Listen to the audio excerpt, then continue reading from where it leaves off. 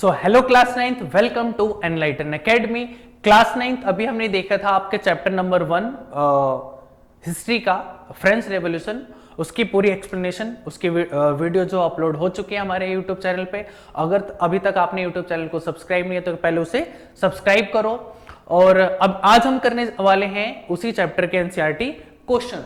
तो टाइम ना वेस्ट करते हुए स्टार्ट हम करते हैं।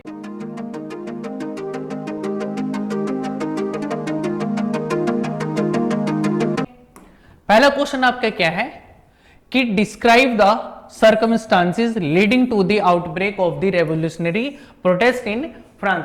आपको ऐसे सर्कमस्टांसेस बताने हैं जिससे आपको लगता है कि फ्रेंच रेवोल्यूशन जो था वो आउटब्रेक हो गया था या फिर फ्रांस रेवोल्यूशन जो थी वो बढ़ गया था।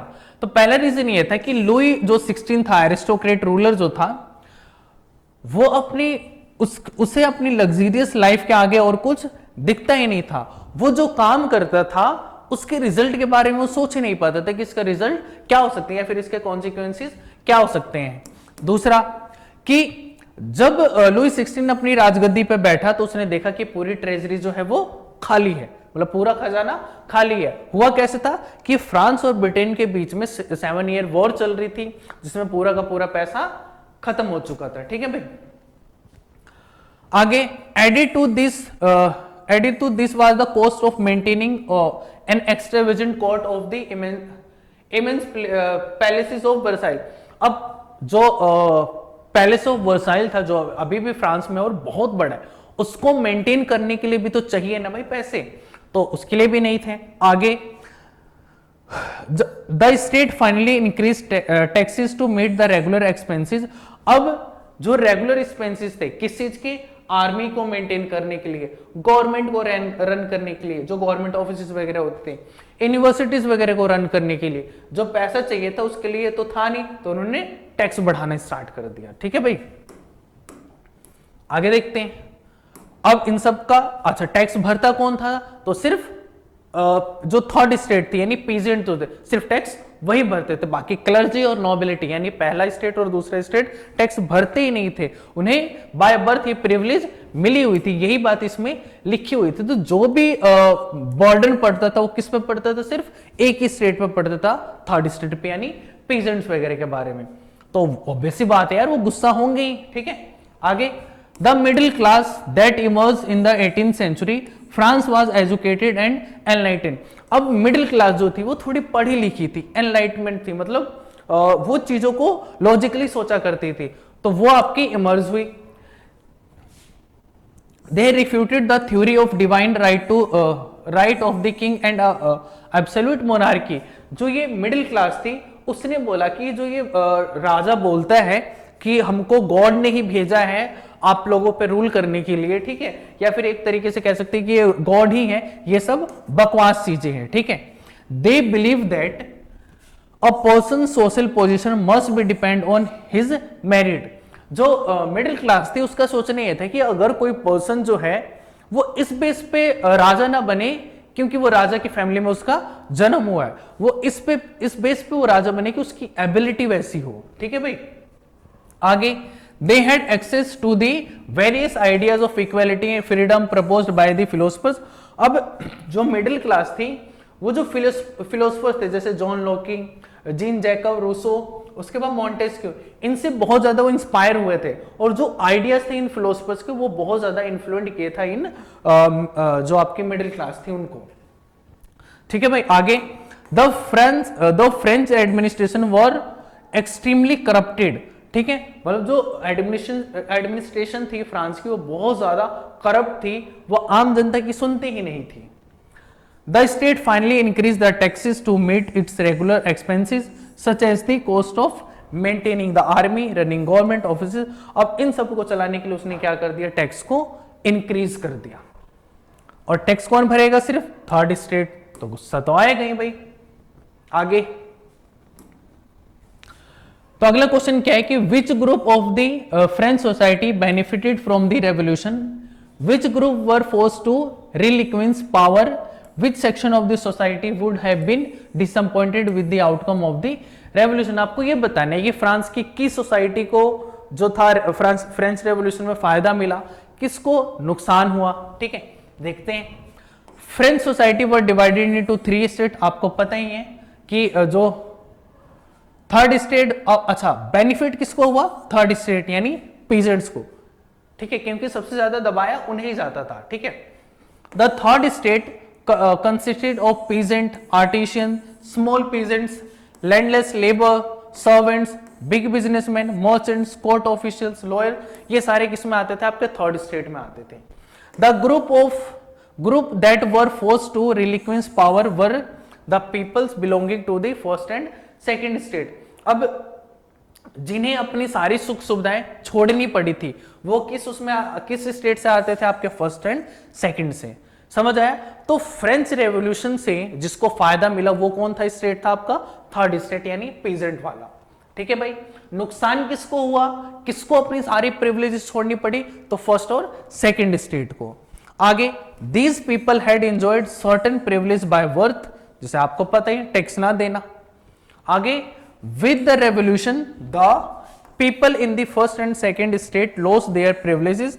अब रेवोल्यूशन के बाद क्या हुआ, जो फर्स्ट एंड सेकंड स्टेट के लोग थे उनको अपनी प्रिविलेजेस छोड़नी पड़ी, because inequality was one of the root cause of revolution, है ना भाई, यही था ना, लिबर्टी, इक्वालिटी एंड फ्रेटर्निटी। तो इक्वालिटी समझ रहे हो आप, तो वो बेस था आपका किसका, इस फ्रेंच रेवोल्यूशन का।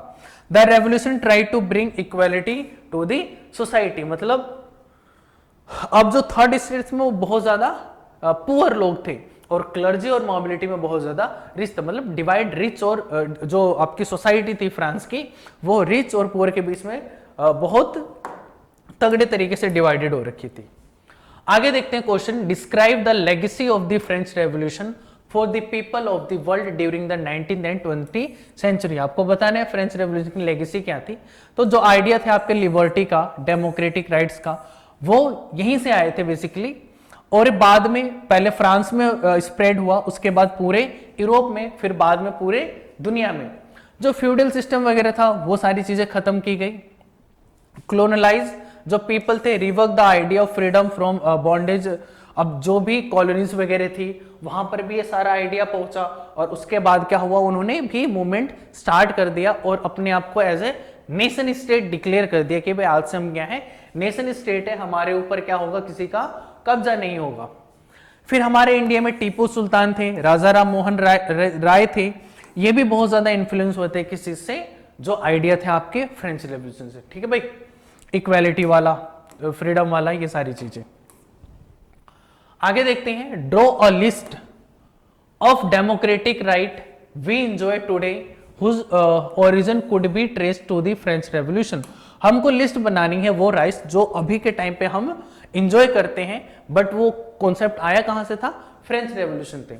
तो आपका पहला क्या है, freedom of speech, freedom of expression, freedom of press, evolution of censorship. Censorship का मतलब पता है ना आपको, कि जैसे न्यूज़पेपर जो एजेंसीज वगैरह होती हैं, अगर उन पे सेंसरशिप लगा दिया जाए तो उससे क्या होगा कि जो एजेंसीज है वो जो भी न्यूज छापेगी ना अपने न्यूज़पेपर में, उससे छापने से पहले उसे अपने गवर्नमेंट से पूछना पड़ेगा।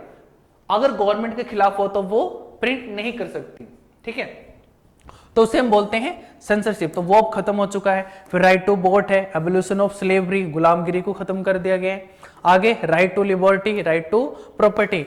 इंडिया में राइट टू प्रॉपर्टी जो है वो आपका लीगल राइट में आता है, पहले फंडामेंटल राइट में आता था, बट वो अब लीगल राइट में आता है, ठीक है। आगे right to security, right to education, divorce law, ये सब चीजें का, इन सब चीजों का जो हम मतलब ये जो राइट्स है जो अभी हम एंजॉय करते हैं, बेसिकली कहां से आएगी, फ्रेंच रेवोल्यूशन से आए, ठीक है भाई। अगला क्वेश्चन आपका क्या है कि would you agree with the view that the message of universal right was beset with the contradictions. आपको बताना है कि जितने भी हमारे यूनिवर्सल राइट्स हैं जो सबको दिए जाते हैं, क्या ये कॉन्ट्राडिक्शन नहीं है, मतलब हमने तो बोल रखा कि हम सबको दे रहे हैं, पर क्या असली में हम मतलब असली में हर किसी को ये राइट्स मिल रहे हैं क्या, तो नहीं, ये कहने को यूनिवर्सल राइट्स है, ठीक है। जैसे women's unfortunately left out of the basic rights that were promised, जो वुमेन्स होती, मतलब वुमेन्स जो थी, उनको राइट टू वोट, बहुत सारे ऐसे राइट थे जिनसे उन्हें दूर रखा गया था। They did not have equal rights to that man enjoy, उनको मैन के बराबर कोई भी राइट्स नहीं मिला हुआ था। They did not have the right to liberty, property, security, and above all resistance to opposition, मतलब अगर उनके साथ कोई उत्पीड़न हो रहा होता है, उन्हें सताया जाता है, तो उनके खिलाफ भी उन्हें बोलने का हक नहीं था। In the formulation of laws women की कोई पार्टिसिपेंट नहीं होती, कोई भी उनका रिप्रेजेंटेशन नहीं होता था जब लॉज वगैरह बनना होता था तब भी। तो womens were not entitled to all the honours that public employment according to the their abilities, womens को उनकी एबिलिटी के हिसाब से उन्हें कोई भी चीज मिलती ही नहीं थी। ठीक है भाई, तो बेसिकली ये था कि वुमेन्स को कहा जाता है कि मतलब मैन और वुमेन जो है वो इक्वल है, बट एक्चुअली में उस टाइम नहीं था ऐसा। बहुत सारे ऐसे राइट्स थे जिनको वुमेन्स को जिनसे वुमेन्स को दूर रखा गया था। अब छठा और शायद लास्ट क्वेश्चन ही होगा यहाँ का, हाँ लास्ट क्वेश्चन ये देखते हैं कि how would you explain the rise of Napoleon, आप नेपोलियन के राइज को किस तरीके से देखते हैं। तो Napoleon Bonaparte crowned himself emperor of France, कब, आपका 1799 में, बाद में उसने 1804 में अपना नेपोलियन कोड ऑफ कंडक्ट भी लाया था। आगे ही started conquering neighbouring countries by waging war against them. अब नेपोलियन जो कि फ्रांस का एम्परर डिक्लेयर कर लिया था उसने अपने आप को, उसने क्या किया कि जो आसपास की फ्रांस के आसपास की जो भी टेरिटरी थी उनपे कब्जा करना स्टार्ट कर दिया था। इसने आर्मी भेजता और कब्जा, और अपने आप को क्या कहता था वो, मॉडर्नाइजर ऑफ यूरोप। ठीक है, आगे ही introduce many laws such as protection of private property, इसने कुछ लॉज जो थे वो अच्छे लाए थे, जैसे प्राइवेट ऑफ प्रॉपर्टी कि अगर पर्सन है जिसके पास पैसा है, अगर वो अपनी प्राइवेट प्रॉपर्टी कोई है उसके पास तो मतलब वो उसी की रहेगी। ठीक है, मतलब वो होल्ड कर सकता है प्राइवेट प्रॉपर्टी को। And uniform system of weight measure provision by the decimal system, बहुत सारे जो मतलब यूनिफॉर्म सिस्टम लाया वेट और मेजर्स के जो पूरी कंट्री में ही एक जैसे होते थे। ठीक है, many of his measures carried the revolutionary idea to liberty and modern laws of other part of Europe, बहुत सारे ऐसे जो इसके मेजर्स थे, मतलब इसने क्या किया कि जो फ्रांस की मतलब फ्रेंच रेवोल्यूशन में जो आइडियाज निकले थे लिबर्टी वगैरह और बाकी सारी चीजों को बाकी यूरोप में इसने बहुत अच्छे से स्प्रेड किया था। This had a positive impact on people long after he was dethroned as an emperor when he was finally defeated in the battle of Waterloo, जो कि कब हुई थी बैटल ऑफ वाटरलू, आपकी 1815 में। ठीक है भाई, तो स्टार्टिंग में तो इसकी इमेज बहुत पॉजिटिव थी, बाद में जाकर इन्हें क्या कर दिया था कि 1815 में बैटल ऑफ वाटरलू हुई थी जिसमें फ्रांस हार गया था, यानी जो आपका ये नेपोलियन बोनापार्ट थे ये भी हार चुका था, उसके बाद इसे अपनी राजगद्दी छोड़नी पड़ी थी। तो ये थे पूरे आपके NCERT question. Thank you so much आपको मतलब पूरा ये लेक्चर देखने के लिए।